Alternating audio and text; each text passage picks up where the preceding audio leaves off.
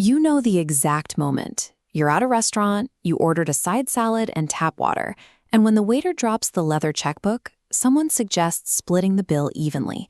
Suddenly, you're paying $60 for lettuce. You hand over your card so you don't look cheap, but inside, you are stressing about your budget for the rest of the week. That anxiety you're feeling is the engine behind lifestyle inflation. When you start saying yes to every dinner, every trip, and every round of drinks just to keep up with the group, your spending creeps up automatically. You aren't buying things you actually want. You're just paying a premium to avoid making things awkward. Today, we are putting an end to that. I want you to grab a pen and paper or open a fresh notes app.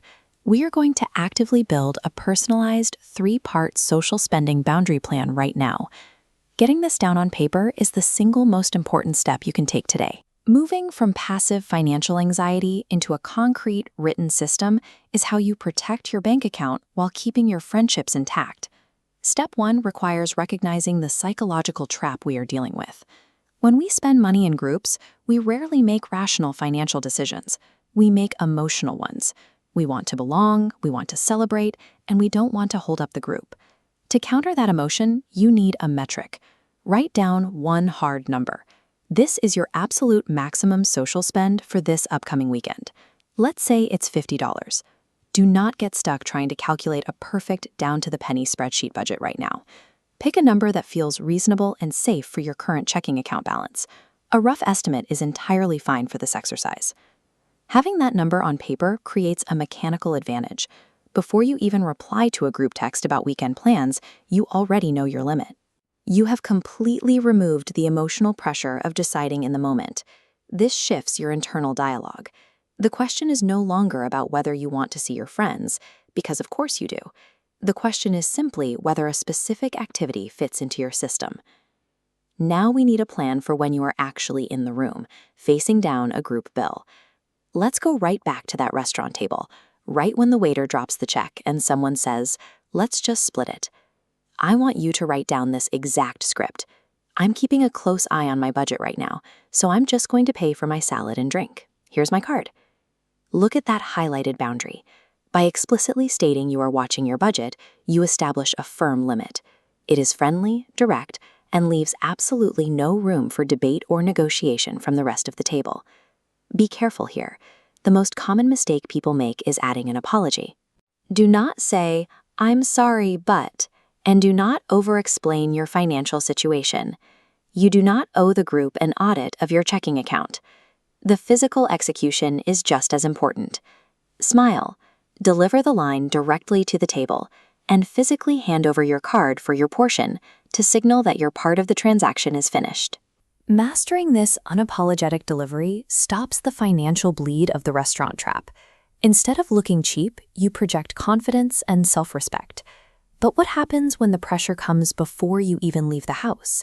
Imagine a friend texts you suggesting a wildly expensive weekend trip or a high-priced concert ticket. Here is your second tool. Write down this pivot script.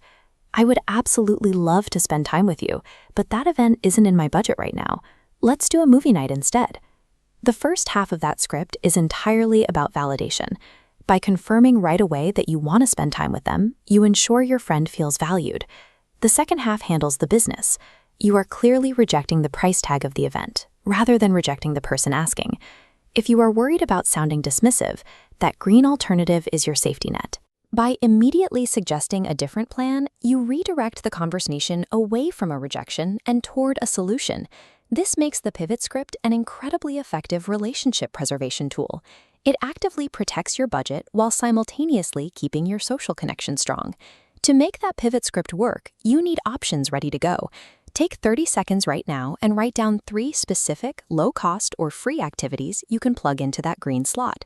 You could host a game night at your apartment, organize meet and potluck, or look up a free festival happening downtown. Taking the lead on social planning allows you to remain social while keeping costs within your predetermined limits. Proactive hosting ensures you aren't stuck reacting to other people's expensive ideas. There is a hidden psychological benefit here. Chances are your friends are feeling the exact same social spending pressure you are. When you take the initiative to suggest affordable fun, they will likely feel a massive wave of relief. When you become the architect of your group's social calendar, you set the spending baseline yourself. This simple shift in initiative acts as a buffer against the unintentional spending spikes that come from group consensus. Look at your notepad.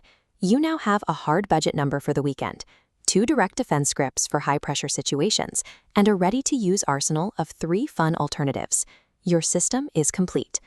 Executing this system stops lifestyle inflation in its tracks. You can confidently navigate group dynamics, say no to absurd price tags, and keep your friendships entirely intact. I want to hear from you. What is your personal go-to phrase for gracefully opting out of an expensive plan? Let me know down in the comments. Setting these boundaries takes practice initially, but it is the highest yield investment you can make for your future bank account. If you found this helpful, please hit that like button, subscribe to the channel, and share this with a friend who might need a little help splitting the check next time. I'll see you in the next video.